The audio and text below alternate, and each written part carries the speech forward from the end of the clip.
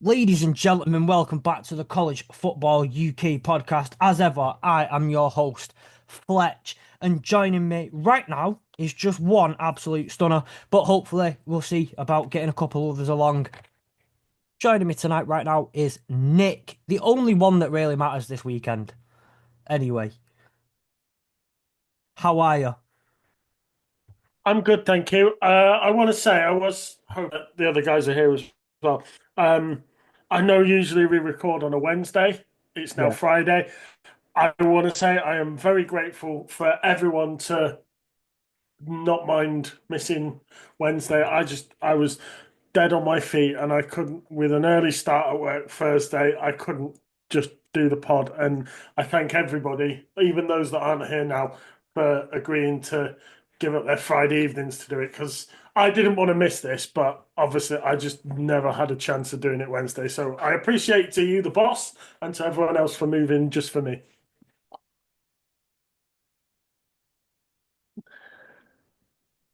Are you on mute? I can't hear you. Where have you gone?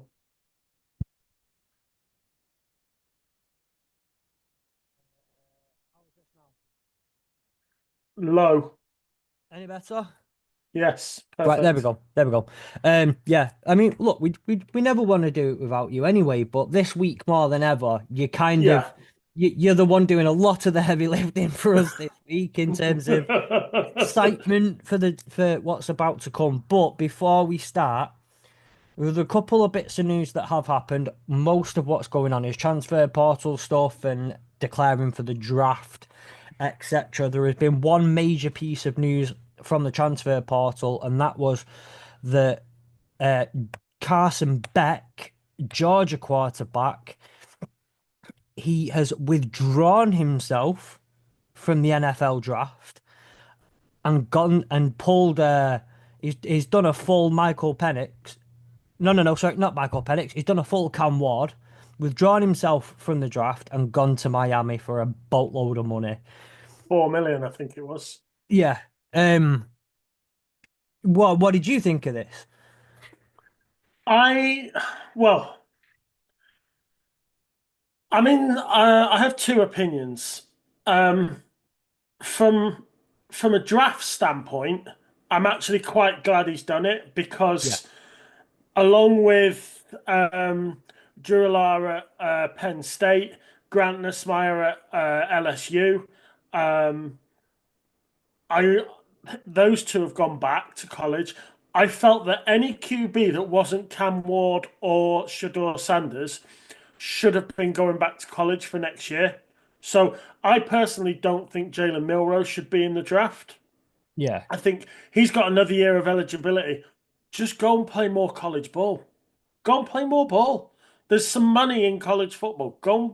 Even if it's not at Miami and you want to go and play somewhere else, go and play somewhere else. Yeah. Quinn Ewers, he's another one. Now, he's declared for the draft. Yeah. Now, he got offered 8 million to go somewhere else. I don't know who the team that offered him 8 million were, but a team offered him 8 million, but he's entered the draft on the basis that he turned down 8 million because he wanted to end his college career a Longhorn, which is fine. I understand that, respect to him, but I bet you, I mean, we've had this conversation with Sam on here before. I bet you if there wasn't Arch Manning sat in the wings and there was another year available at Texas, he'd stay at Texas another year. But he wants Yeah. to end a Longhorn, so that's fine. So the fact that Carson Beck has stayed in college from that point of view, I'm all good for. You know, from the other side, from the other point of view, money talks. He's going to Miami. It's not Yeah. like he's going to Miami to win something. So he is going, I guess, just to play. But there's not much QB quality in the draft this year. Yeah. So, he's probably increasing his chances next year.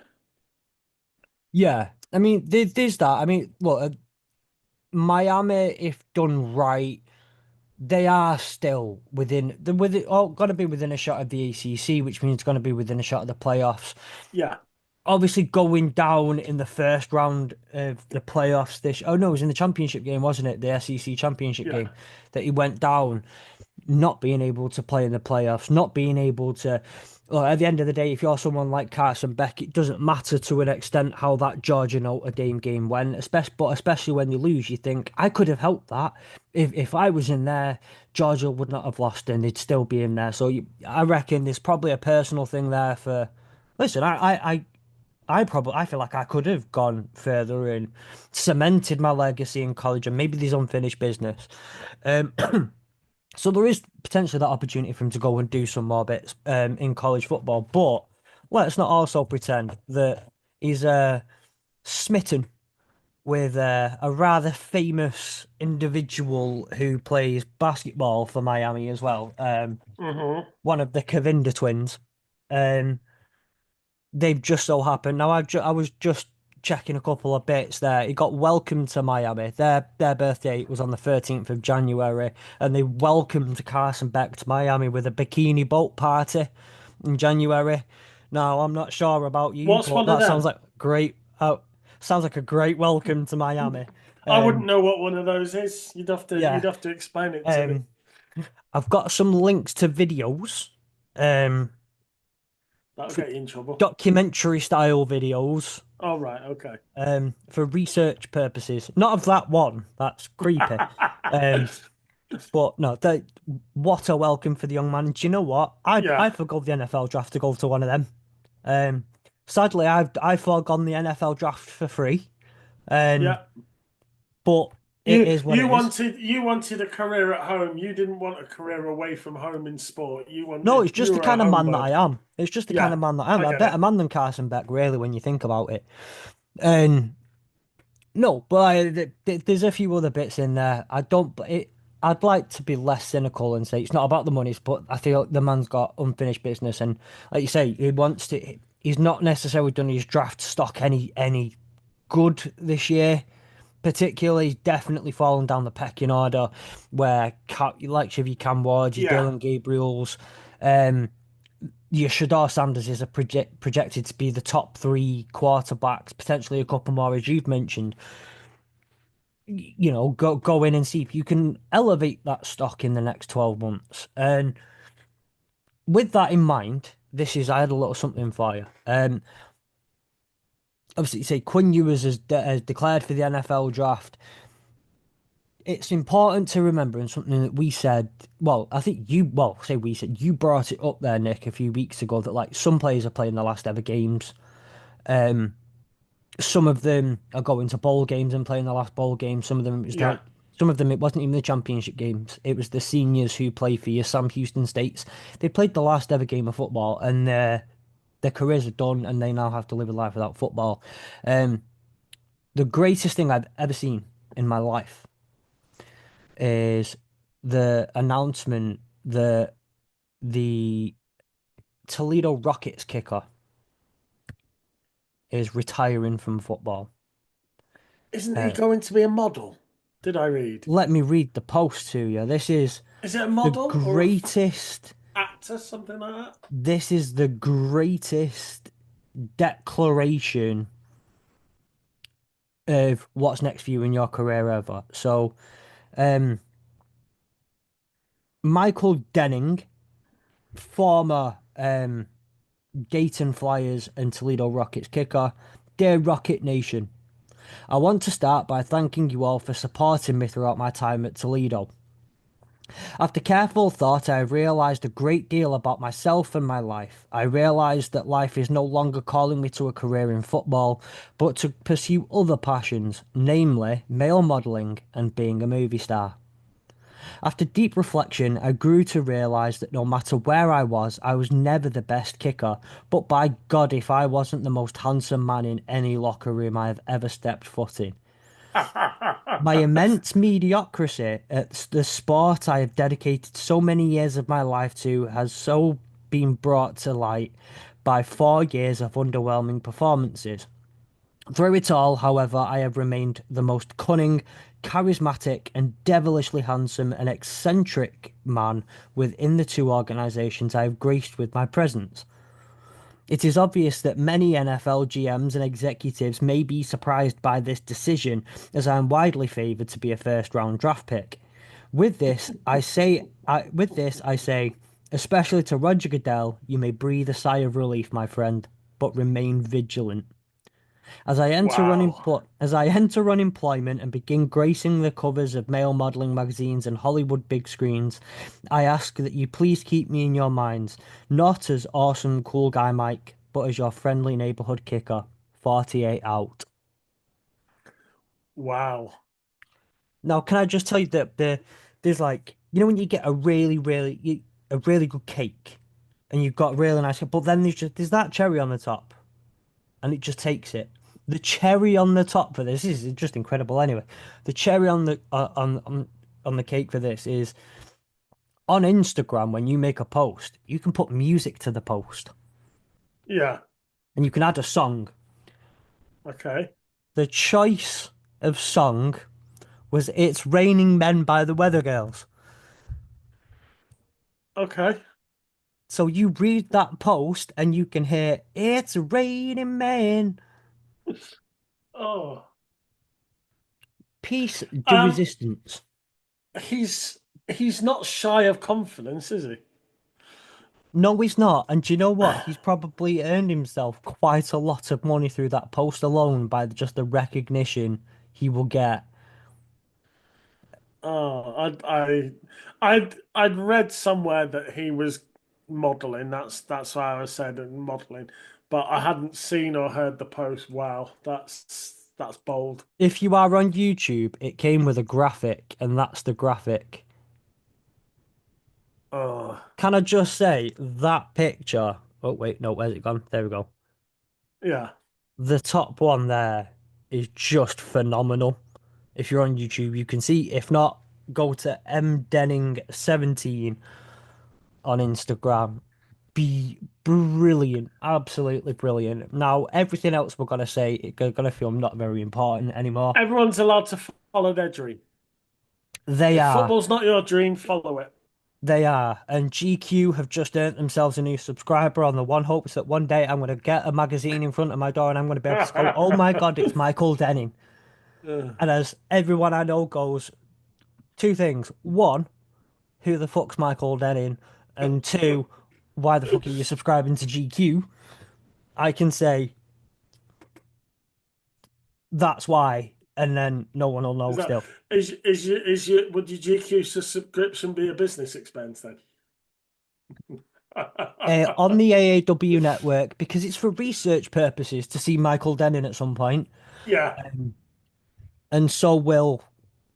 Actually, I can't name those magazine subscriptions on this podcast. It'll get us sent. Will be cancelled. So, with that in mind, did you have any other bits of news, by the way, that you'd come Yeah, across? I had a few bits. LSU quarterback Colin Hurley, he's been hospitalized. He's stable.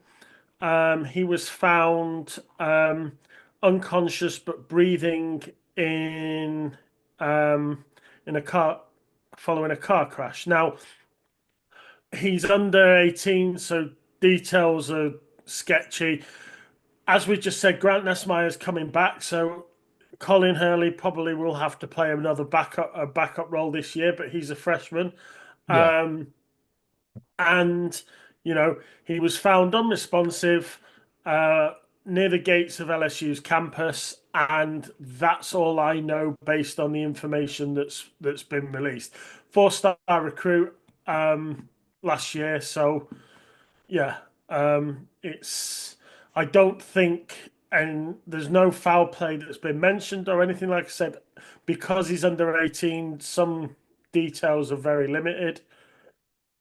Um, yeah, so that yeah, was that was the one big bit of news I mentioned in the talking about um, Carson Beck. I mentioned that Quinn Ewers turned down 8 million. That was another piece of news. yeah, Um, but yeah, I mean, like you said, a lot of the news at the moment is declarations for the draft or returnees, and you've got the um, you've got the All American game coming up, the Seniors Bowl.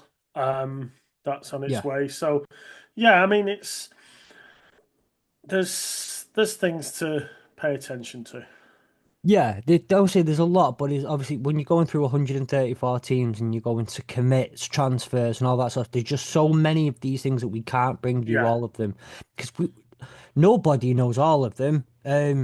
We can only we'll try and bring as many as we can that are like genuinely key or important or are a big deal. Most of them aren't because you're talking about like fifth string linebackers who given up their yeah. chance at Alabama.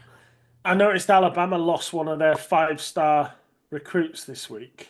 They did. Um, I don't know where he's decided to go. I don't even know who it was. I just noticed the headline that Alabama lost a five-star recruit. I So, heard about this. Um, 'Cause um, all because it you would have thought if you would have told me this 2 years ago, everyone would have gone, okay, so he's gone to Georgia, and he hasn't yeah, gone to Georgia. He's not. I don't think he's even in the SEC this year. Um, he's not gone anywhere. Ty Haywood. However, I believe there's some school called Mi Michigan. I don't know how to pronounce that oh, word. West Michigan or Central Yeah. Michigan. It's the Like, still until Monday, the current holders of the national championship held it for over a year. No one else is able to say that. Apparently, these are just the facts that I'm reading here on the screen. Um, are the favourites to take him. Um, so it could be a Chippewa at some point. yeah, Um, but no, he's on. He's not committed to anyone. He's just decommitted from Alabama yeah, and Michigan are the favourites as it says here. And that's according to Sports Illustrated. There's another AAW expense going out just in case. Bleacher Report, On Three, 24/7 have mentioned. Well, Michigan are in the article. Yeah, there are a few that are saying, and they're yeah, legit sources. Um, so yeah, that's a crazy one. Kalen DeBoer having some struggles. yeah. I think I don't know whether he's going to survive much longer. I mean, I don't think he's going to get sacked this summer or anything. But I don't. Problem is, there is that famous saying: "Don't be the guy that followed the guy. Be the guy who followed the guy who followed the guy." You're looking at me with a blank face. Um, Yeah, I agree. how shall I put this? All right, Oh, I'll put it this way. Don't be David Moyes who followed Alex Ferguson. Be Louis Van Gaal who followed David Moyes who followed Alex Ferguson. There you don't. go. Fair point. Don't be Don't be Jared Mayo who followed Bill Belichick. Be Mike Vrabel who followed Jared Mayo Correct. who. There you go. Now you're with There we me. go. In Yeah, football terms, we'll go with it. there we go. Um, So yeah, I think De Boer's probably on a bit of a hiding to nothing, really. Unless he went out and smashed it, he was always going to be on a hiding to nothing. So I mean, I yeah, don't know. I don't know whether, but if he doesn't sort of win big next year, and with that I mean college playoff and I don't know what semi-finals maybe at best. yeah. I think he might find himself terminated. Arnie will walk up to him and just knock him Brilliant, off. brilliant. Oh no, that's just one. Oh, my my typing doesn't want to English today right now, so I apologize. I think the important thing that we need to do right now, though, is a couple of games happened last week that we talked about, and I think we need to talk about them now that they're finished because they have some big implications for a game on Monday, I believe. Hmm. Tuesday, if you're in the United Kingdom, actually. So, we'll start with your one. We'll start with Notre Dame, Penn State. Yeah. The bloody hell did that go? Notre Dame walk away 27-24 victors over Penn State in the Capital One Orange Bowl and earn themselves a spot in the in the college football playoff national championship. I know you didn't get to watch it live, but you did get to watch the game the next day. What were your initial thought? Well, what were your thoughts as the game was going on? I'd avoided the score. I didn't know what the score was. I stayed away. Luckily I turned notifications off, so I didn't even get Gary's well done whatever till after I'd watched it Yeah, because I just wasn't. I'd turned my notifications off. I didn't want anyone smart. to spoil it. So thanks Gary though. Congratulations. Yeah. Um Is it good than Gary? he is really. Um I watched it and I'd gone into the game and I was like, I mean, I said on the pod last week I was fairly confident because I felt that we had enough. Um, and the more the game went on, the more I felt Penn State were likely to shoot themselves in the foot. That's not right. I didn't feel the game was there to be won by either Yeah, team. I felt the game was there to be lost by either team. yeah, And I just felt that Penn State they seemed to be spinning their wheels. So I was like, maybe that it's going to cost them. And at 24 each, I was like, right, let's go to overtime. Let's let's apply the pressure because their defense will have been, gassed having only just come off the field. And then Drew Alar throws a interception, and yeah. So I think it says something that Drew Alar was the third best quarterback in the game, and he finished behind a quarterback that had two interceptions. That's how bad Drew Alar was that game. So you know what I mean? yeah. Um, yeah, Um, I took great satisfaction of before the game, James Franklin, the Penn State coach, had come out and said it's not fair. Everyone should be in a conference. Um, and what was his exact quote? He was sat there next to Marcus Freeman, and he's like, this is not a knock at Coach Freeman. Everyone should be in a conference. Everyone should play in a conference championship game. Nobody should be independent. So like, obviously, yeah, Notre Dame went and beat them and just kept the 20 million to themselves because they didn't have to share it with the they rest of did. their division. They So did. that'll top up the NIL money. Um, Lucky for some, innit? yeah, I mean, as the game went on, I felt I felt Penn State were a bit slow to react. Yeah, There was like Notre Dame were making subtle changes on the offense, and they were loading the front to run, and Abdul Carter was there, and he wasn't necessarily playing edge at one point. He was playing he was playing linebacker at one point, and he was moving around.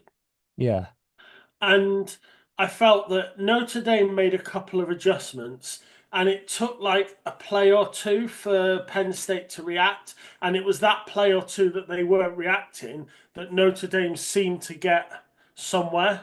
So they were forever changing with fluid changes. yeah. So and I think that probably cost Penn State some crucial points. Um, uh, Give Marcus Freeman his dues. He becomes the first black coach to make it to Yes. the championship game. So congratulations to him. Um, and I know Sam was on here last week moaning about officials and decisions, and I'm not one to moan, but what I will say is I found it very convenient that the officials didn't miss any Notre Dame foul on Penn State, but managed to miss two holding calls on a Penn State when they were holding Notre Dame, but they didn't see those. Very convenient that. So, Yeah. Um, but we won, so it doesn't matter. Well, I think there's a couple of the big takeaways for me here is that overall, when you actually really look at it, it was pretty even in terms of some of the stats. 27-24, you would generally think it was anyway. Notre Dame total yards 383, Penn State 339, pass yards to 267 to 135. Rush yards 116 to 204, and this is the stat that gets me. Now, one of the things we turned around and said that this was probably it was going to be more, out of the two games, it was going to be a much more of a defensive slugfest if it was going to come down to it. But what I had in my mind was that where Notre Dame could win this was a ground game with Jeremiah with Love opening up Riley Leonard, and then Riley Leonard having the option to throw, but also he can kill you with his legs if he needs to. Yeah, That was what they were going to get out of it. And I know he was struggling with an injury, but Love only went for 45 yards. Riley Leonard rushed for 35, and you had 116 yards on the ground in comparison to Penn State's 204. That got me a little bit and surprised me a little bit. yeah. I mean, in that, Marshall had a great game at tight end. He seemed to be he seemed to be the guy that was always open, whether it be for Leonard or the backup that had to come in when Leonard went out with a possible concussion. Steve, Um, Steve yeah, Angeli? because Yeah, Angeli, because he was going to be our number one QB until Leonard transferred in. So um, I think he's a better thrower of the ball than Leonard, but Leonard's yeah, the better runner and probably better overall. But yeah, yeah, Marshall certainly made his presence felt, and I don't think Penn State um could sort because he seemed to be all over. One plays on the left side, one plays on the right side, and then another play he's blocking in. He's blocking for Jeremiah Love. So yeah. I think Penn State found it hard to track where Marshall was going all over, but he had a great game. I thought he was the best outlet of everybody, I think. Yeah, another shout out though as well on Notre Dame side is to Great House. 7 receptions, 105 yards, and a touchdown, including a longer 54. And that's like seven targets as well, so that's 100% target to completion. Then, um, and he got 54 yards after the catch in general. I got guys like that, brilliant. Like I said, that's just the thing that got me was the run game. Do you know what? It feels so long ago now since this game happened. There are some things I'm starting to forget, and given what happened the next day, um, but look, it was a good game. It felt close to the end, but I say it wasn't ever really truly in doubt for Notre Dame at any given point. Yeah, I mean, there was that one period where Penn State went up, Yeah, 10-3. and you It was just 10 thought, 10-3 at the half, wasn't it? 10-3 at the half. yeah, and it was like, right, is this game gonna finish 13 all? Is this game gonna finish 13-10? It didn't look like it was going to be a high scoring game, and Yeah, then suddenly someone opened the taps and it all started going.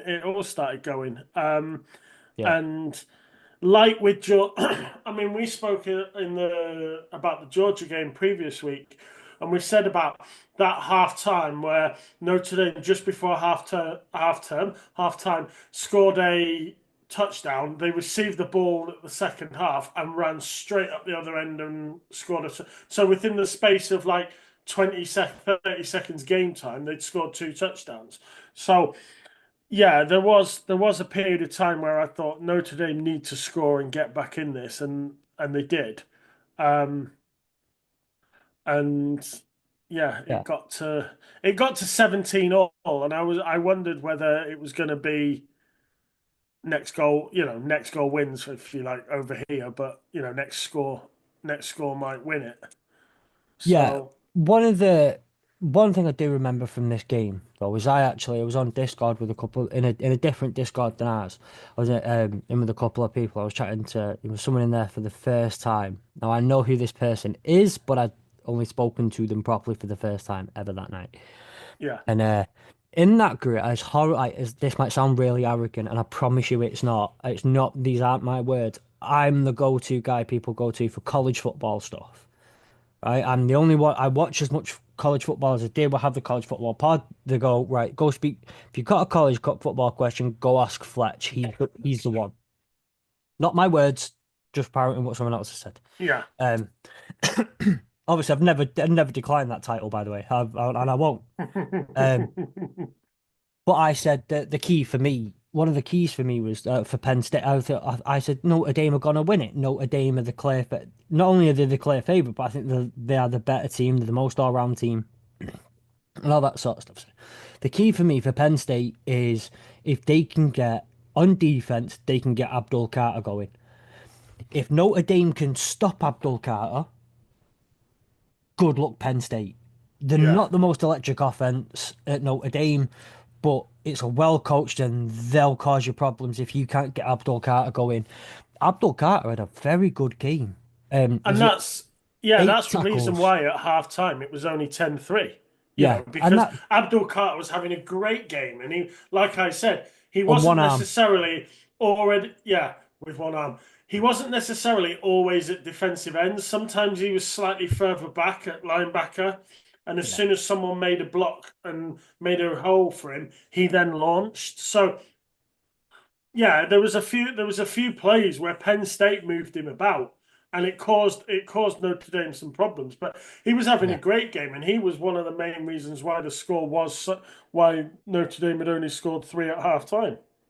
yeah. I know absolutely, and he was fantastic, especially in that first. And again, it needs to be. It can't be understated the fact that he had an injury in one of his arms. It was unsure whether he was even going to play. Look, if you've got a chance here at a national championship, Yeah, you damn well play. So even if it, and I think, well, Abdul Carter in one arm is better than better than most DNs well, with two. he missed one play, didn't he? Missed one play, and Notre Dame scored on it. And I don't think it's not like had he been on, they wouldn't have. I don't know whether it was that bad, but I Yeah, remember them. I remember the commentary making the point that Notre Dame had scored a touchdown while Abdul Carter wasn't on the field. yeah. Um, Um, but eight tackles, one sack, one QB hit, one. I'm not quite sure what that one is. Um, I'm pretty sure that's four tackles for loss. Um, and then yeah, just a very very good game from him overall. The So he's someone who you will probably hear very early in the night on the 23rd, 24th, 23rd they, of April, 26th of April. I'm sure he's right up there on that little board behind you as well. he Um, isn't yet, but he will be. He will yeah. probably be right there. And I see at the end now Michael Dennings said he's not going to the draft. You've removed the whole space for kickers and I just never gone, had a kicker's face. Look, that's just an empty thing for me to make some notes. But yeah, yeah. um, Definitely not a removed position group now Michael Dennings out because it's pointless no, now he's gone. I don't get involved in special teams. I only get involved in the big positions. So So listen, it's called football. Let's not devalue one of the two positions that uses the foot. Um, yeah, but it's called football because the length of the ball is a foot long. That's why it's called football. just let me have this one. Come on, No. come on. Let me be British for Oh, go one. on, go on then, go I'm on. gonna say I'll we're let you be doing the British British. thing. Go on. It's called football, eh? It's called Right. football, right? All Okay. right, and they don't use the feet, but it's called Yeah. football. So let's the one person who kicks the ball with his feet. Well, We're from Yorkshire, yeah. from Yorkshire, right? None of these bloody Yanks. Um.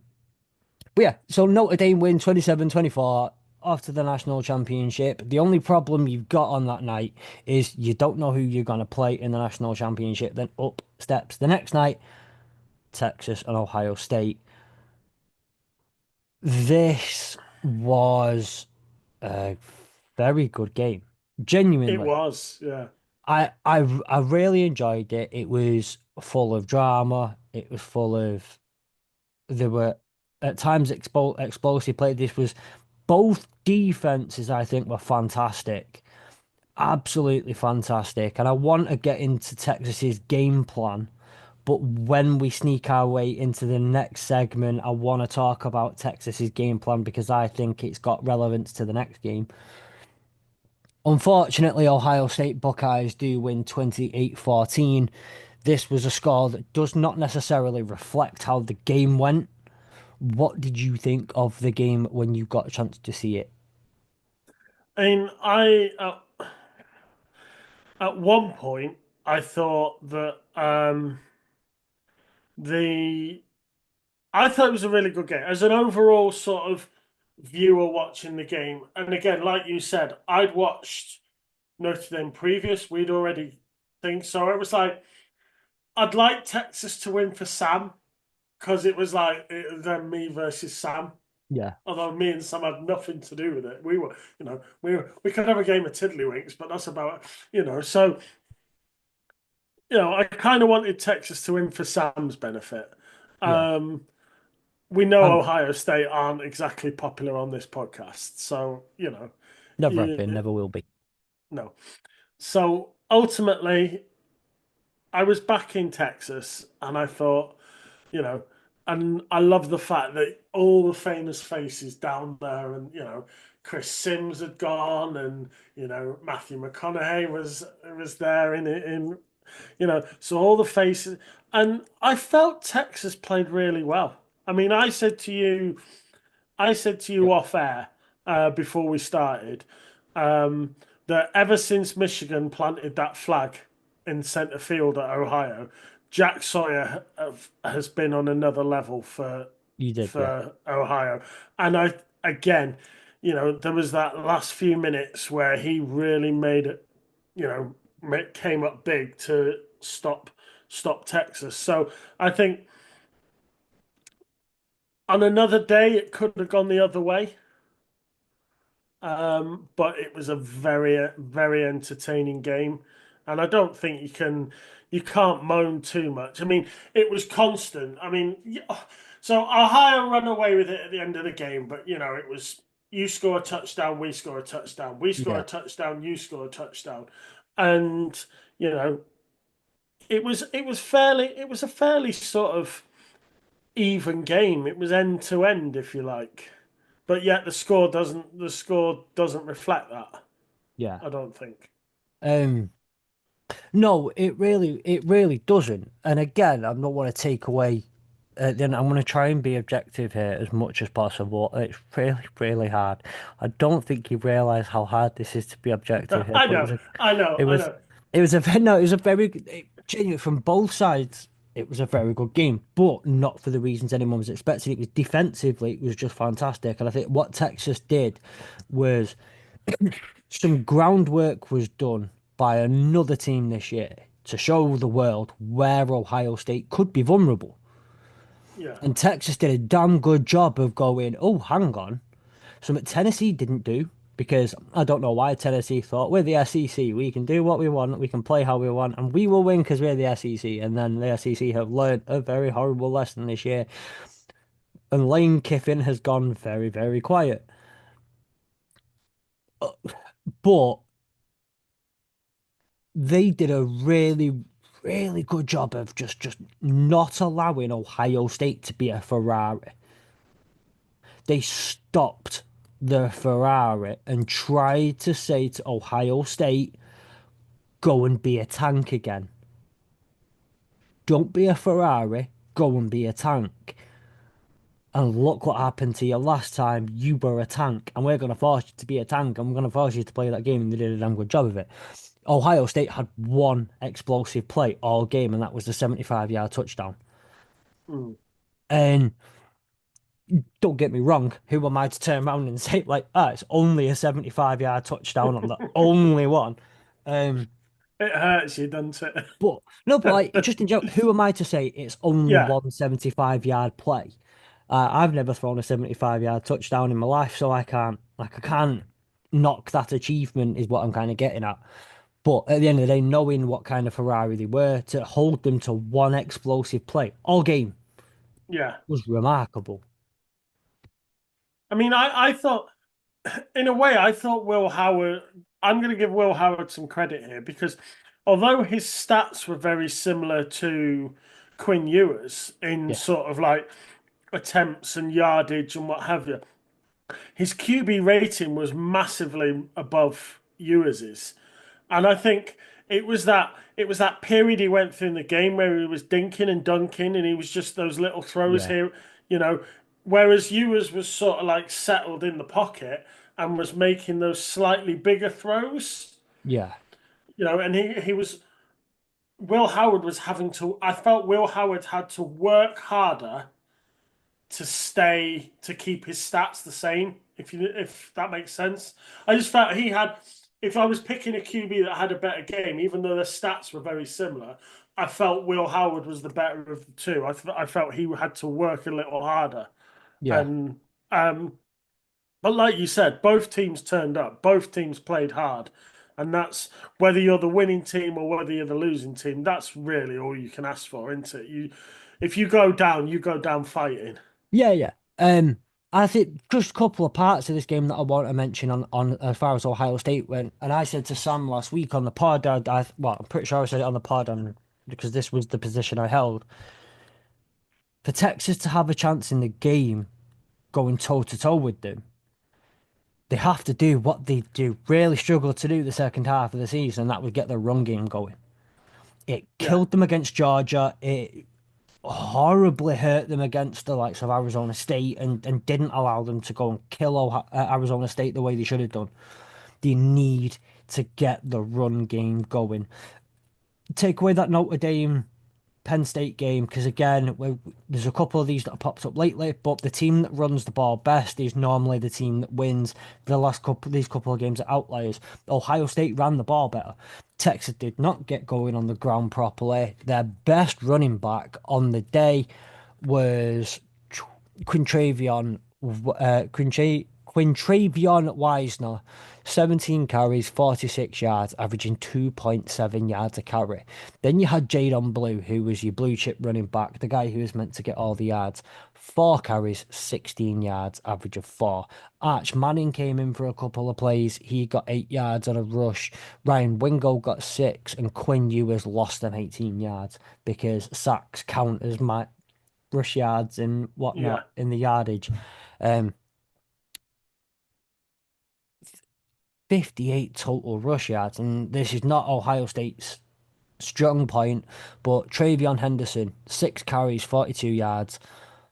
Quinshon Judkins, 9 carries, 36 yards, 2 touchdowns. Will Howard, 7 carries, 40. Not incredible on either side. They only put up 81 yards. But 81 to 58 when Texas were the one who needed to establish the running game. Not good enough. Not good enough. yeah. I mean, I felt I felt Texas distributed the ball a little better as well. Now, when I mean They what I did. mean by that is they they gave they gave more receiver they gave the ball to more receivers. That's probably the better way to say it. More of their receivers got more yards, whereas Ohio tended to focus on is it Dale and Henderson. Um, and it was those two main guys that got more significantly more receiving yards than the rest of them, whereas Texas was spreading it about, and I think that Yeah. helped them because Ohio State weren't really sure where the ball was going to go, which receiver to cover, and I think Texas got a bit of benefit there.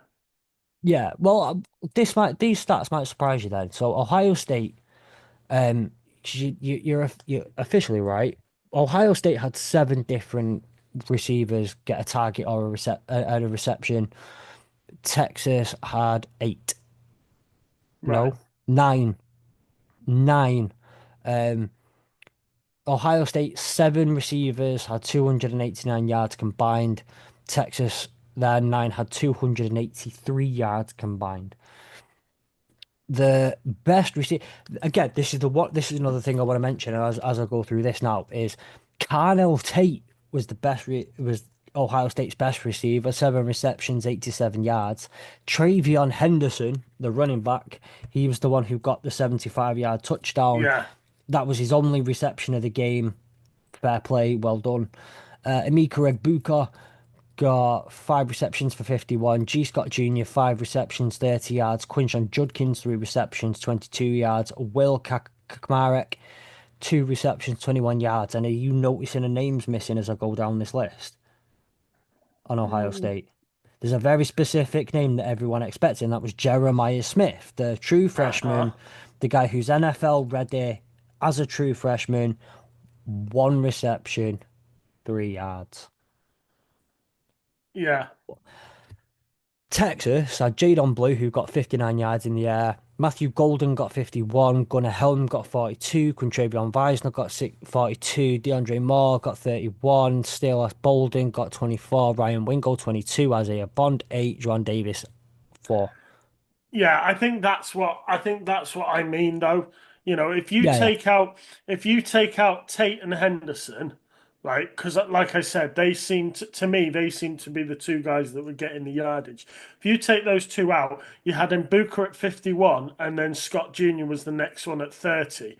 Whereas Jadon Blue had 59, Golden had 51, Helm had 42, Wisner had 42, and Moore Jr. had 31. So there was a lot more there was lower Yeah. yardage to the name, but there was a lot more sort of players getting close to that yardage number. If you Yeah. took, I don't know, say take 50 as the yardage number, all right, only two have gone over, one by just 1 yard. Everyone else, there's another three players inside 20 yards of that. And Whereas on the Ohio team, if you take the top two out, there's only one that made 50 yards and there's only one that's even 20 yards close to it. So I think that's yeah. what I meant by you could see that Ohio had a focus to their yardage. Their receivers were they were making sure that their receivers that they were using were the ones they trusted. Whereas Yeah. Texas were able to move the ball about a bit more between the players. Yeah, and just to add on there as well, though, the Treyveon Henderson one reception, 75 yards for a touchdown. Again, those are outlier plays. Those are not Yeah. regular plays. That's one play that's just he's managed A to miss a couple of tackles and he's busting gone. coverage, yeah, yeah, Yeah, exactly. A busted coverage, a missed tackle or whatnot. He's gone to the house. Chances are on 98% of plays like that, he gets tackled at 3 yard line, 4 yard line. It's one reception for 4 yards.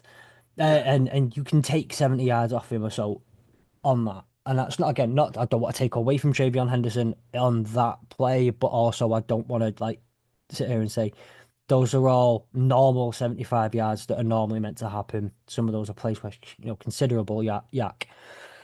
The big one for me though there is, in fact, I'll start with the runners and a couple of things on Ohio State. You got the Treyveon Henderson. As Sam said, as you said, Sam was not happy with some of the officiating, and I agree. Yeah. Um, on, certain calls were not made, but the most egregious one for me, one and two, were both in favour of Ohio State, and that's Treyveon Henderson somehow remained on the pitch after he slapped someone in the helmet. I think if his hand was ever so slightly closed, that's an immediate ejection. I think he's got away with it because you can look at it as a bit like a push to the face rather than a punch. Um, and I think then, there was a fly on the helmet, and he was just trying to swat the oh, fly okay, away. I think okay, that's I think I saw a fly. Not really. Well, right. I missed that. I missed that. But no, do you know what? If that is the case, then fair play. I have missed something, and I apologise, Treyveon Henderson, if you were just being nice, and doing someone a favour. But I think, and then there was what's his name? I can't remember the guy's name on the O line. I'm trying to get the full newspaper, but there was a cheap shot by one of the old linemen for Ohio State who was holding all fucking game, and yeah, he managed to get a cheap shot in, which is, you know, This is the one true dig I'll get in, and which is typical for Ohio State. Cheap shots while your back's turned, while no one can defend themselves, or after you've just been beaten at home by a bit of rivals having a bad season. That's when Jack Sawyer wants to fight. It's just typical Ohio State, basically. When everything's all said and done, then they want to fight. Yeah. Um, there we go. That's my one. I'm getting it in there, and I'll go back to being as unbiased as I can now. There were a couple of those decisions, and it's not like Ohio State to be undisciplined. Do, in fact, no, actually, put a pin in that. I'm going to hold that for a question in a minute. I'm going to pull it now to Jeremiah Smith only getting 3 yards, though. Are you surprised with that one? Um, yes and no. I think Ryan Day is, you know, ever the ever the pragmatist of, you know, if it's broke, don't fix it. And if he's got a receiver that's working, or if he's making it work without using a particular player, he's not in any sort of great desire to use that player. I think so. I'm surprised they didn't get Smith into the game earlier, Yeah. but once the game had got going and he wasn't really in it, I didn't see the greatest need, to put him in. And I don't think I can't see. I can't sit there and say, "Oh, if he'd been in for this play, he'd have done better than him." I can't, because I can't see, you know, be there to say, "Well, he would have done better on that play." But you know, Day Day doesn't want to use him. Day likes to, you know, when if it's broke, don't fix it. Yeah. That was on 3 targets as well, by the way. That's one Yeah. reception, 3 yards on three. And I believe the actual reception he got though was like 5 yards behind the line, and he did actually get like eight. Essentially, if you would consider it to be anywhere else in the field, he'd have got 8 yards, whatever. Because it was like 8 yards after he caught it was where he got tackled. Now I want to run through you a sequence of plays, or I'll give you a situation in the game, and I want to before I tell you what happens, because I know you don't know what happens in No. this game. I want to see what you would do. I want to test your coaching ability. Oh, God. So I want to put it to you that your opposition's just scored a touchdown. It's 21-14 in favor of your opposition. You get the ball back with 7 minutes and 2 seconds on the clock. Right, your first plays, you start your own 25. You have an 8 yard pass complete. You're now at your 33. You then have an 8 yard rush. You're on 41. A 34-yard pass. Uh, and then you get, but then you get hit with an unsportsmanlike conduct on your own team, pulls you back at 15 yards, and you're now first down on your opposition's 40. 27-yard pass. You're at your opposition's 13-yard line. Gain of 2 yards. Opposition's 13. 11. Pass short right for 5 yards at your opposition's 6. Up the middle, incomplete. Short left, incomplete. Up the middle, no gain. Rush to the left for the loss of 1. Play clock's at 3 minutes 12. 2nd and 1. Uh, oh, no, sorry. Let me try again. Pass up the middle intended for a player, incomplete, but it's a pass interference. Advance a few yards. Automatic first down. You get another play. Pass incomplete. You earn another pass interference though on the defense. You're now at your opponent's 1 yard line with 3 minutes and 50 seconds to go. No, 3 minutes 56 seconds to go. 7 points down. You run up the middle, no gain. Rush to the left, you lose 1 yard. You're now at your opponent's 2 yard line. No, sorry. You run at the middle, no gain. You run to the left, you lose 7 yards. You're now at your opponent's 8. It's 3rd and 8. Right, you ready? You're thinking of the situation. You got the situation. You're 3rd and 8. Hmm. Yeah. Well, well, 3rd and 8 is 3rd and goal from the 8 yard line. Passing complete to the left. Broke 2:28 left on the clock. 4th and 8. It's like, well, 4th and goal from the 8 yard line. What do you do? 7 points down with just over 2 minutes to go. Gotta go for it. Gotta go for it. What kind Gotta of go play are for you it. gonna? Yeah, 8 yards. What kind of play are you gonna call? Um, I'm thinking, um, and you'll love this. I'm thinking of Florida State special. You know, ball Five out, yards. 5 yards behind the line of scrimmage. sideways pass, and then try and run it up the side. Because Screen.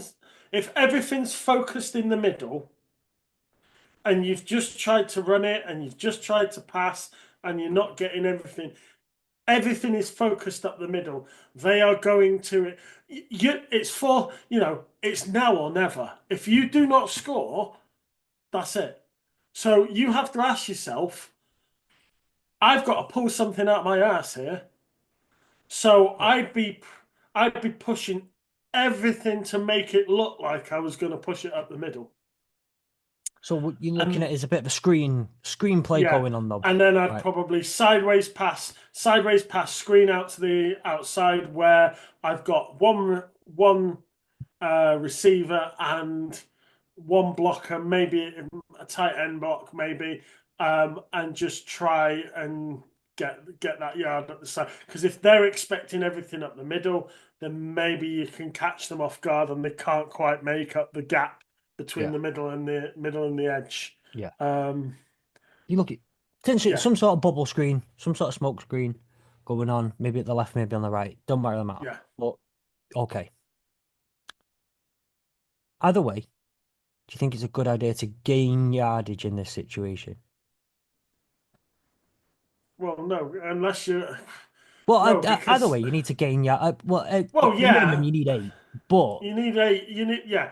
So unless I mean, any pass or run is trying to gain yardage, that's but but unless losing you can't yardage. gain 4 yards, you can't gain half the yardage because you're on fourth down. So it's No, I either know, I all know, or I know. nothing. It's So, all or nothing.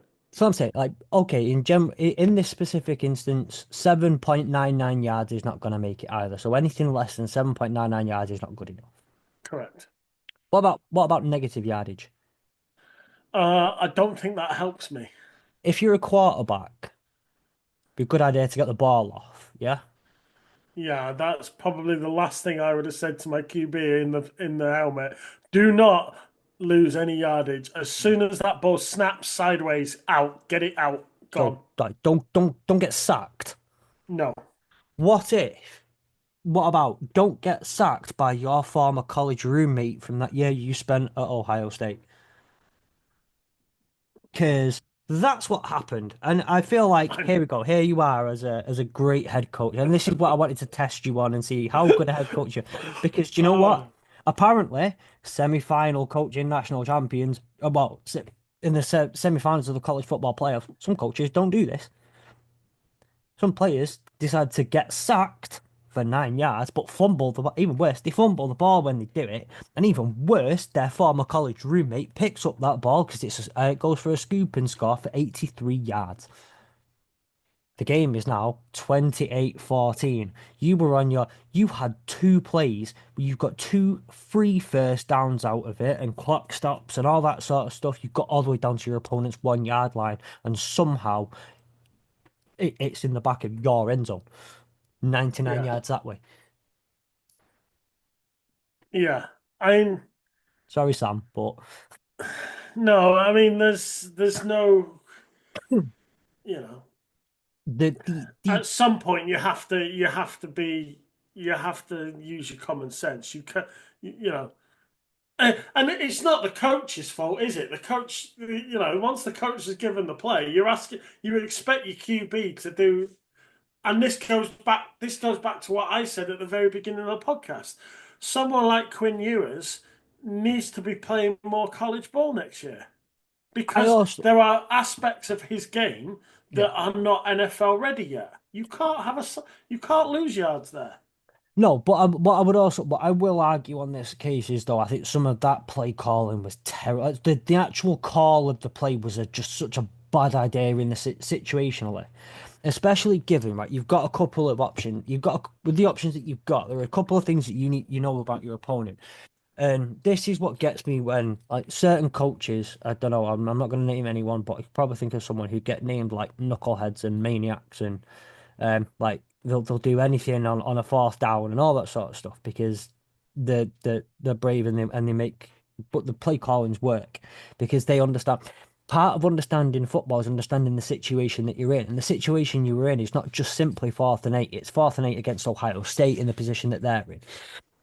And sometimes you might want to take certain shots, and sometimes you might see certain reads or certain looks, but also you might say, do you know what, um their safety has been playing a little bit hurt this game, and he has given up a couple of yards on certain individual plays, and you might want to see them targeted, and you want to see certain things get taken. When a player like Jack Sawyer is playing the way he is, and clearly a man on a mission to get his former college roommate, and when you've got a player like Caleb Downs, who I want to shout out in a second, but again, I want to save some of this for talking about Monday. When guys like that are ready to make plays, don't make those sort of play calls because you're playing it to Jack Sawyer and you're playing it to Caleb Downs.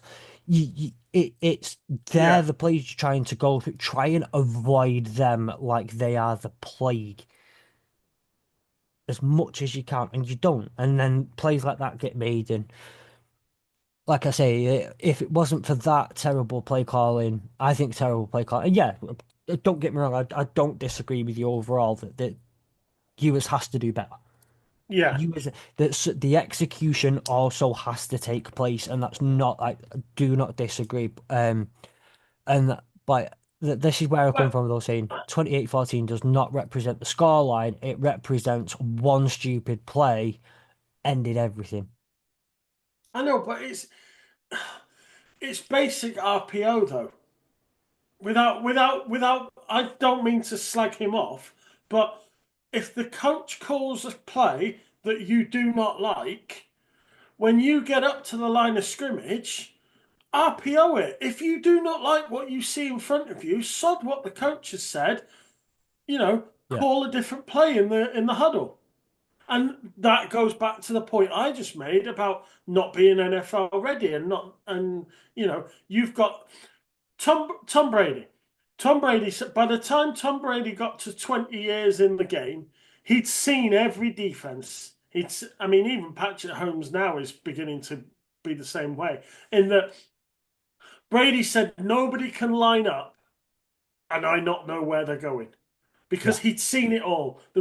You could pack it as many ways and coat it in as much glitter as you want, but Tom Brady had seen it all. yeah, He knew he could read the defenses and where they were moving to. And that's from 20 years at the top. And obviously, I'm not saying you as is Brady, not a chance. But there comes a time, even when you are in college and you have been playing the game to the college level that high, you need to be picking certain things up. yeah. And in that instance, if your coach has made a bad call, if your coach has made a play that you get to the line of scrimmage and you don't like, change the play. That's your prerogative. Yeah, and do you know what? This is a really good conversation we can have during the off season about certain things like this. And this goes from college to the NFL to the UFL to the ELF and all that sort of crap. It's being confident enough to call your own play and change some of those plays at the line of scrimmage and make some of those audibles. But that's a the full conversation for that is to happen a different day. And do you know what?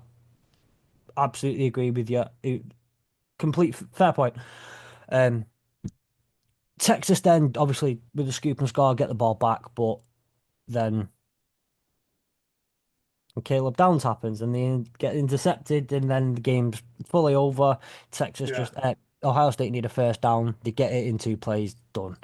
I felt sick. I felt sick for Sam. I really did. I had even at that point when Texans had got their asses down to the other end, I really felt they were going to do it, and it Yeah. was like, and just watching that happen, and then this, and you just as he scoops it up, he's almost like. And Sam, I'm really sorry. I don't mean to take the piss, but it's like they were scooping Sam's dreams up at the same time. And I just put my head in my hands and I thought, oh no, Well, I'm still because waiting for the mic talk that's because I'm pretty sure Jack Sawyer did say "fuck you, Sam" on the way through. But we're mean. We're really mean. listen, do you know what? Thinking back to it, that's for Max Crosby, you prick.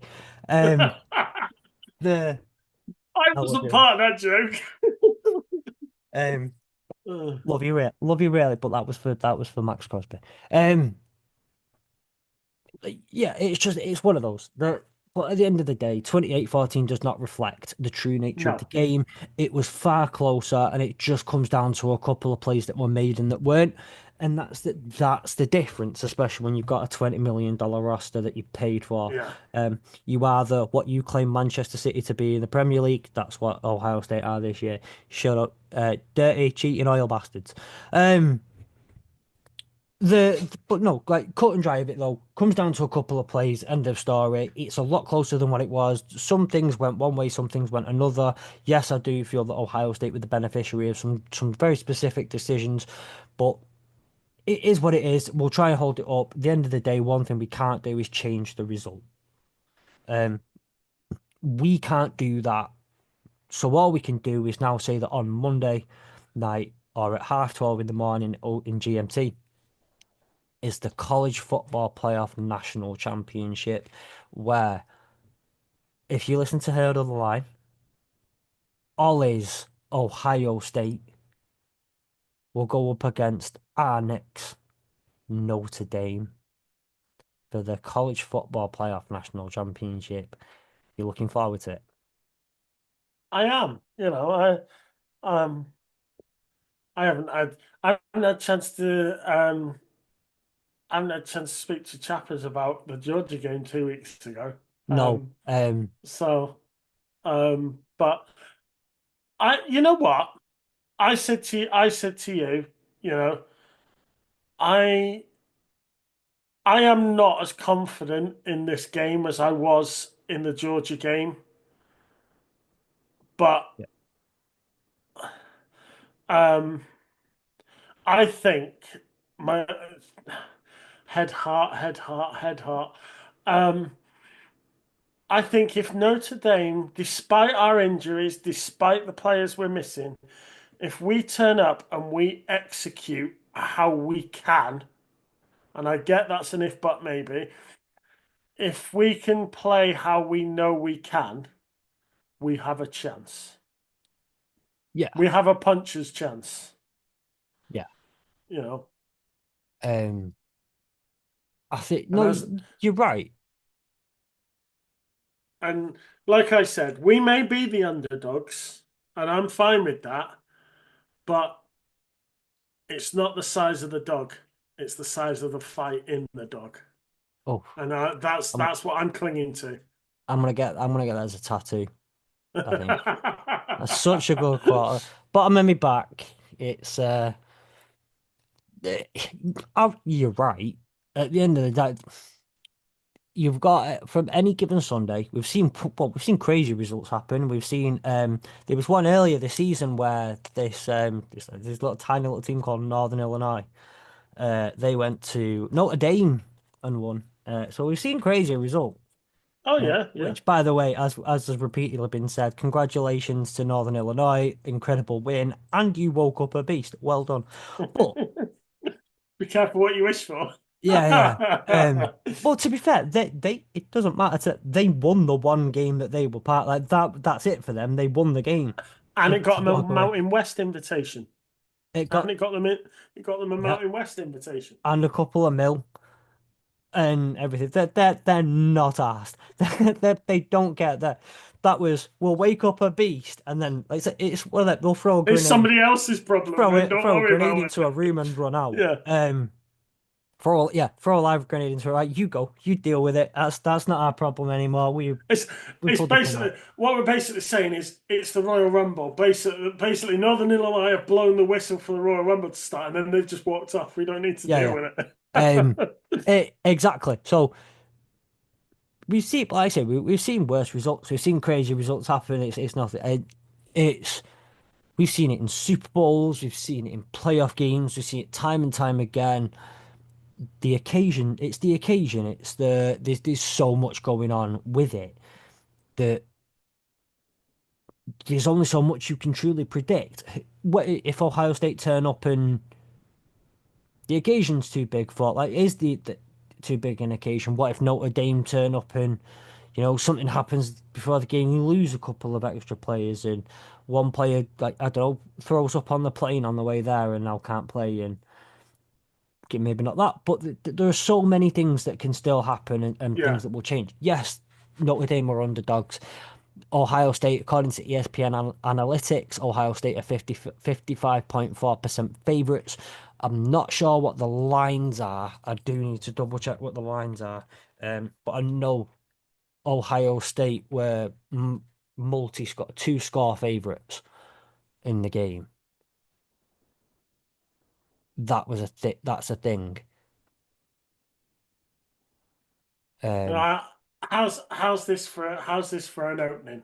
I thought about this, and I, I thought this relates to us because we were there nearly 5 months ago. The 2024 college football season began in Dublin, Ireland. The campaign is wrapping up with Notre Dame taking on Ohio State in Atlanta for the college football playoff national championship game. Both teams have traveled an adventurous road, playing 15 games on their respective path. Each one has endured a nauseating loss, but otherwise no surprise that the two talented teams are on the doorstep of glory. One more victory stands between the Blue Blood programs and a new notch in the all-time championship tally. Let's go. This is football.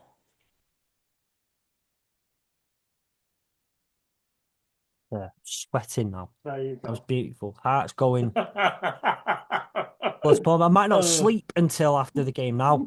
All weekend, just it's. I've got other commitments in football this weekend before that game turns up. Tomorrow night's gonna be a fun one. But that's a good introduction. Can't Isn't it?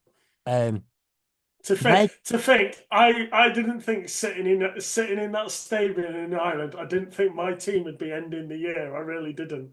And no to think a year before that, I was in Ireland again watching Notre Dame. So, yeah. it's all Ireland for me, really. Well, what I think we should do, and what I think is desperately needed, and Sam's coming this year. Well, Gary will be there, you'll be there, I'll be there. I know a few friends who are coming along too. Everyone's favourite member of the AAW network who doesn't actually podcast is Mrs. Fletch. Mrs. Fletch will be there this year. What we need at some point over the next couple of years, we need to go to the Dublin Island game, which I know we will do. But then we need to speak to our mate Brett, see what he can sort out. We need to be at the national championship game, and we need a picture outside Dublin, outside of Viva Stadium, pre-game one. There at kickoff or whatever. We're there for the first minute of the season, and then a picture of us all together outside the stadium, there for the last one. And I think it's made, I could cry, just thinking about it. We need to do it. We need to. It needs to happen. Um, what do you think? Okay, so the lines, let me start there. The line is Notre Dame are +8, so it's not Ohio State by 8. The over under is 46, according to Bet365.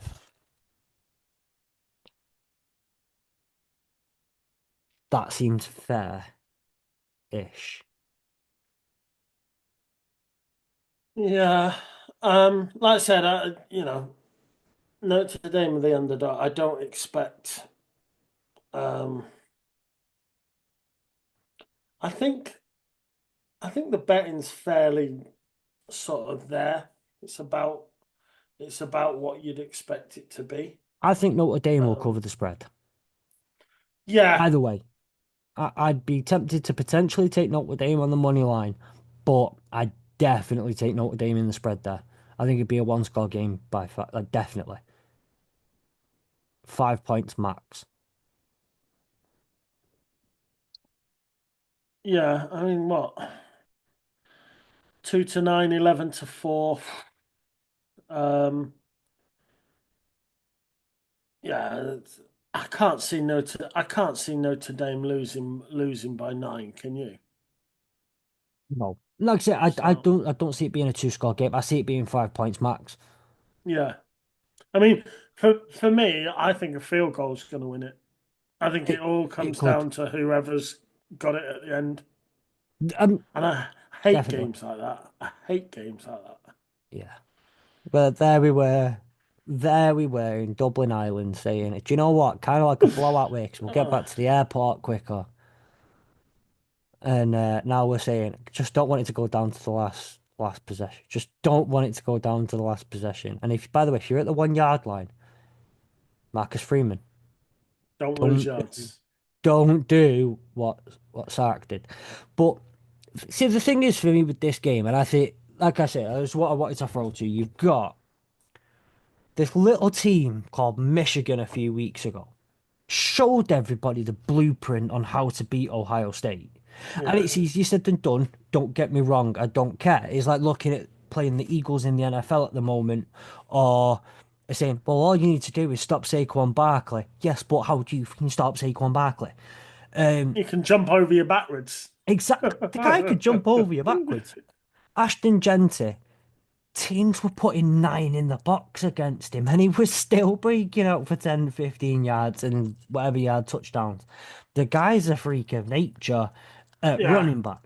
This is a lot easier said than done. However, Michigan did show everybody the blueprint on how to beat Ohio State. You turn them into a tank, and they can't be a tank because they're a Ferrari. If a Ferrari wants to go up against a tank in a battle of strength, the tank squashes the Ferrari. That's what happened to Ohio State on the 30th of November. Great day. Great day. The the key is you take Jeremiah Smith out. Take the explosive play out. Force Will Howard to actually have to beat you with his arm, not just launch it up to Jeremiah Smith or whatever. Forced him to have to play on the ground. I fancy Notre Dame's D line against that Ohio State O line. Don't care, I do. Or at least I fancy them to cause enough problems for it to not for Ohio State. I don't think Quinshon Judkins and Treyveon Henderson are doing what they did the other week. And what they did the other week wasn't that special. Uh, just don't let them be a Ferrari. Don't let them have the explosive play. Let them have underneath. Let them have it. yeah, Anything minus anything lateral to 5 yards, 10 yards off the line. Be my guest. Just don't let them have the explosive. yeah. And they don't know how to deal with it. And Ryan I Day has mean, shown that time and time again. ultimately, I've got a note down here that both teams need to establish their run game because both of them are strong in that run game. That's what they're going to want to do. You know, both defenses are outstanding up front, load the box. You know, both defenses should, in theory, be able to cancel out each other's run game. So then it's the passing game into the backfield, and it's if you can control that passing game because, like I said, I think the run games cancel each other out based on the defense. So it's all you just said there about force Will Howard to throw it. You know, force Riley Leonard to throw it. I think it's that sort of 10 to 20 yard zone behind the front line. I think the team that gets the most success in that area is going to be the team that Yeah. wins. But both teams need to protect the ball. You can't afford turnovers. You can't afford to give up yardage, and you need to be efficient in the red zone. If you get your ass into the red zone, you score. I don't, kick, you know, Yeah. kicks aren't gonna cut it. No.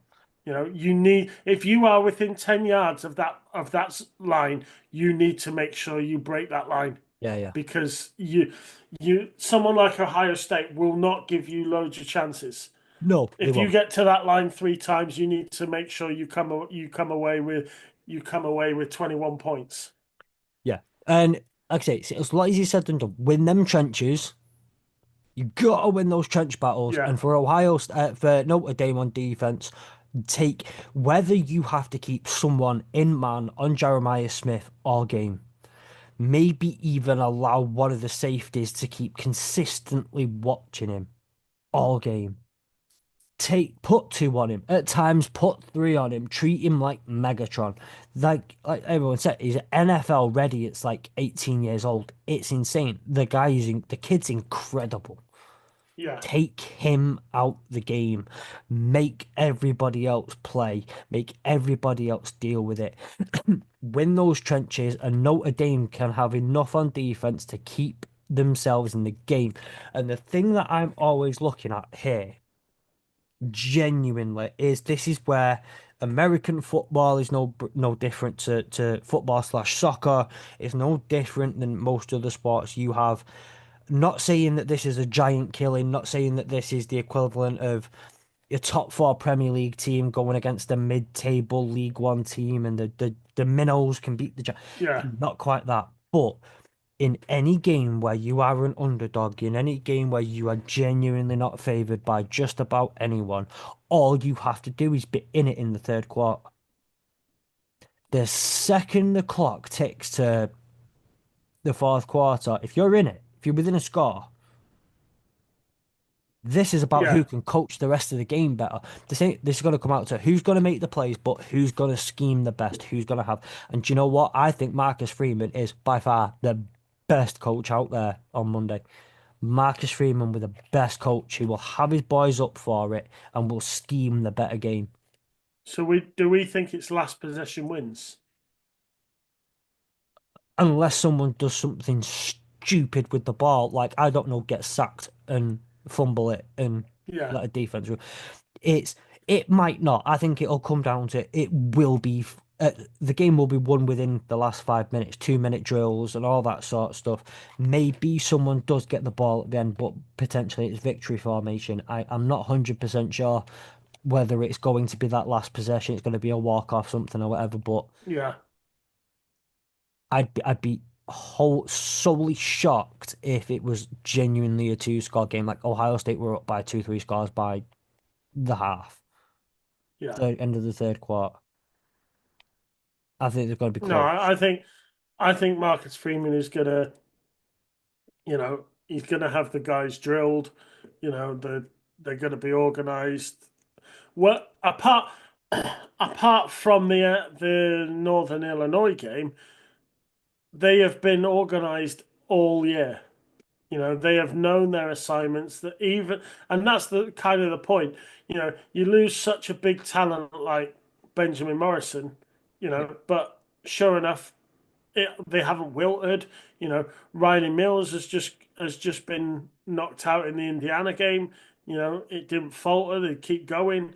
I just think, and that's why I understand why the likes of Chicago are looking at Marcus Freeman. You know, I and wouldn't do it if I I can were him. understand why the NFL's looking at him, but he's not going anywhere. I Um, wouldn't. If I was Marcus Freeman, I would. But again, similarly, you can use this as motivation in the locker room, on the plane, and the whatever. yeah, You walk in and you go to your boys. You do the uh, Leo in not Leo, yeah, thing in Wolf of Wall Street. Where I'm not fucking leaving. yeah, I'm not fucking leaving. And everyone starts clearing and cheering and clapping and all that sort of stuff. And you put that in your boys like the NFL want me and I'm here for you. I want to win this with you guys. I don't want to do anything else. I want to be here with you. Motivate them. And like I say, if it comes down to coaching, and I know if he listens to it, he's gonna slaughter me for it, and I don't care and I stand by it because I'm not gonna come here and chat shit for the sake of chatting shit. Yes, I'll have a bit of banter, but I stand by what I say when I say it. Marcus Freeman is the better coach, and it's not close. Yeah, All bias aside, coach on coach, pound for pound, Marcus Freeman is the better coach. Pound for pound, Ryan Day is. I mean, Marcus Freeman is the better at motivate. I think he'll have his players ready the most. I'm aware that it's come out, it keeps coming out that like there's something wrong with Ryan Day on the day of the game against yeah, Michigan. Apparently that week he gets weird. Apparently that week he starts like the players start getting a bit weirded out. But I don't think he has the mentality for the truly big games. This is it. This is your truly big game, other than the game. And I don't know. I think I don't care about Tennessee. I don't care about whoever. I don't care about Texas. Sorry, Sam. This is the game. This is where you got to show you have the stones. And now they've got the tape on you being a Ferrari again, and teams are learning how to slow that Ferrari down. I yeah, don't think Ryan Day is as good as a coach. yeah. This is on if can I just read you this bit on ESPN? Correct. Including the Fiesta Bowl, to the end of the 2021 season, Marcus Freeman lost his first three games as Notre Dame's head coach. He made plenty of in game management mistakes, but since then he has won 17 of his past 18 games. In the last three games, he has outcoached Signetti, Smart, and James Franklin. He understands that you don't always get loads of big plays. You have to work it. You have to compensate the lack of big plays with an explosive run game. He has an awesome special teams, a defense that pounces on any mistake that the opposition makes. If you are choosing between Ryan Day and Marcus Freeman, advantage Notre Dame. My final statement on this game, and I think it needs to be said, although nobody else cares. I hate it. I don't want to watch on Monday night. I don't want to. I Right. hate the Yeah. matchup. Disgusting. Michigan and Notre Dame have a century plus long rivalry. One of Yeah. my greatest friends in the NFL community, one of my Lions fan friends from over in the States, he's from that weird area of Michigan where it's kind of South Bend or kind of the greater area of South Bend, but it's actually Michigan. He's a Notre Dame fan and he's a Lions fan. I speak to him on a regular basis, one of the nicest people. He tells me all about that Michigan because he's from Michigan officially, but Yeah. so close to Notre Dame that he grew up Notre Dame. I know about that rivalry. He's told me all about that. We spoke about the rivalry. I don't need to say anything about the Michigan Ohio State rivalry. That one speaks for itself all the time. We've got a I have to pick a lesser of two evils in this one. Don't you dare say it. Don't. I'm No. not. I'm No. not. I'm not. I'm not saying anything other than I know that this is a very big world's smallest violin moment, and nobody cares for the old Michigan fan sub story. You've But I won need you this all to playoff. know. You've won Tennessee orange. You've won rusted orange. You've won. I'm not having you wear Irish green. No, no, I'm I not having. I Don't don't say it. I don't think I own something clothing that's green, to be honest with you, to do it. Oh, I have a pack of Rizzlers and a Shaw for Men deodorant that's green, and that's about it. And one of the sides of my Rubik's Cube's green. That's about it in my house at the moment. So I also don't really have any navy. Definitely don't have any gold anywhere. So we're okay. I'm not gonna start pulling stuff out, but I just wanted to put it out there and just say, do you know how tough this is? As poor old Michigan fan to sit and watch this, so don't watch it. I have to for the greater good, The great are good. for the greater good. I have to watch it for the greater good. I will, and because I was there at kickoff of the season, I will be there as the final whistle of the season goes when the head coaches are shaking hands, and then I will turn my telly off, probably cry a little bit, smoke 7 cigarettes in a row, and then get up and go out to work and say fuck it, I can't be asked Yeah. because I'm done. But no, it's got to be a fun one. But I can't. It hurts. It's not a good one I want I to get watch. it. I But get it. I do double down in the fact that I want you to be happy. I want my friends to be happy.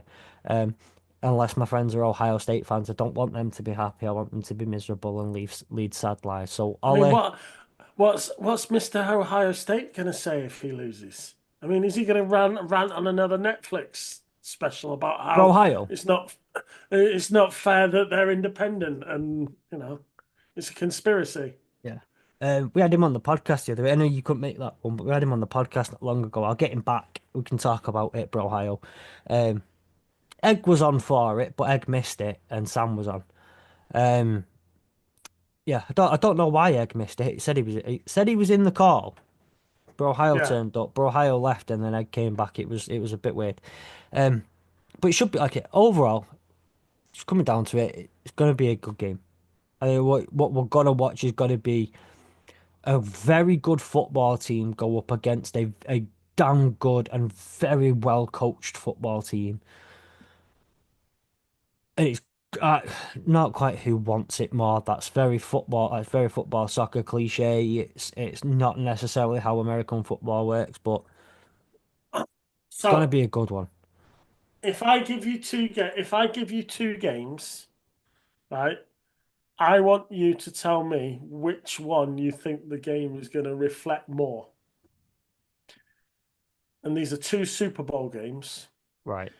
Is this championship game going to reflect more the Atlanta New England Super Bowl, where it is just high scoring, maybe a team comes from behind, but it is all score, all points, points, points?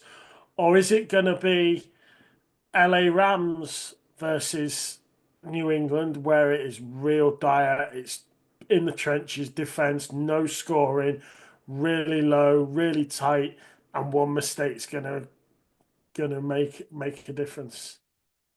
I realise those two extremes. There are two extremes, but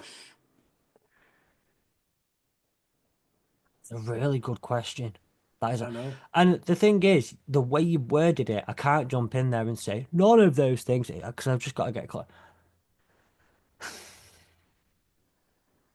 I think it's more like my personal opinion. I think it's more likely to be similar to the Rams Patriots Super Bowl. I think it's going to be in the trenches. I think it's going to be low scoring.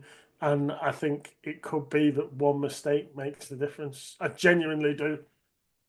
Note how you picked two Super Bowls that the Patriots had won. I mean, there's not I many know, other I ones to know, I choose know. from, but Picked two Super Bowls that the Patriots won, but they were actually two extremes that yeah, actually reflected, no, no, no. Um, were very different from each other. uh, Two ends of the scale, if you like. yeah. If you ask me right now, it goes more, yeah, Rams Patriots. It's a Yeah, slugfest. It's trenches. Like I say, it's trenches. But for that, I'm banking on, for the most part, Notre Dame doing what they can to shut down Jeremiah Smith. yeah, If Notre Dame come out and they can score early and force Ohio State to have to come out and open up that playbook, then it'd be like the other one. I don't think there'll be a major comeback. yeah. It No, no more than say 10 points or 11 points. You know, where one team scores a field goal and then there's a punt and then there's a touchdown, but then it kind of comes back and you field goal to end the half and then you receive the ball to start the other half.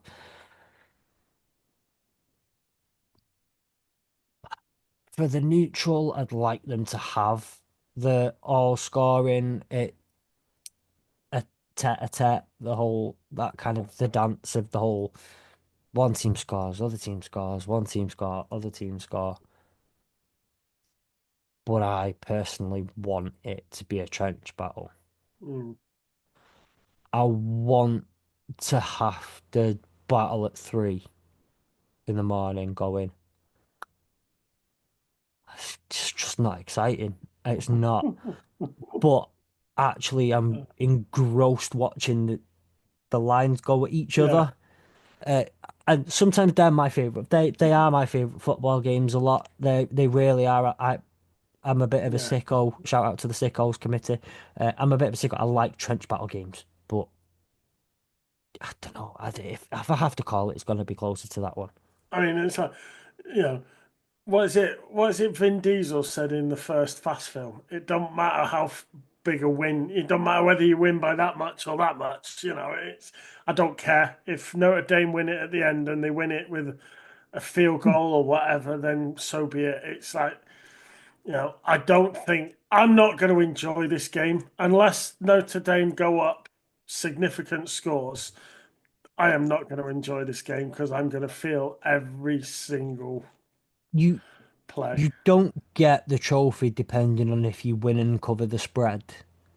You don't get the trophy based, and your name doesn't get etched into it with Notre Dame by 6 points. Yeah, You score 1 point more, you get the trophy. If you score 1 point less, you go home with a silver medal that you lock away in a cupboard and never want to touch again. Possibly give to your local high school as like a look. You have it. The high school you went to as a kid, like it just you have it. You can say a player from here went to the national championship game, but I don't want it. yeah, That's the situation you're in. 1 point. yeah. So with that in mind, I think it's a good time to start to get to wrap up to call it a day. The Enjoy your weekend of football. They've got 5 games this weekend. We've got the AFC and NFC number one seeds playing tomorrow night. Today, by the time it's released, tonight. So if, as I said on the hurdle of the line yesterday, I'm not okay. I will not be okay. My heart's already going. I'm nervous. I'm not liking it. Check in on me if you can. I'd be appreciated, especially on Sunday. If you don't hear from me by 2 p.m., check in on me, please. If the Lions lose, don't check in on me. I'll post my address, just send someone out. Um, Send out. send help. Send help. Um, enjoy your weekend of football. So NFL divisional playoffs is this weekend, tough by the college football. And I don't know, just from myself to everyone, I will say this again next week when we review the final. Been going at this since April. We were there for game one. I'll be watching live on for the final game. What a ride it's been. What a season it's been. And thank you everyone who's actually joined us throughout the season. Because I don't think any of us thought as many people were joining as they have, especially in season one.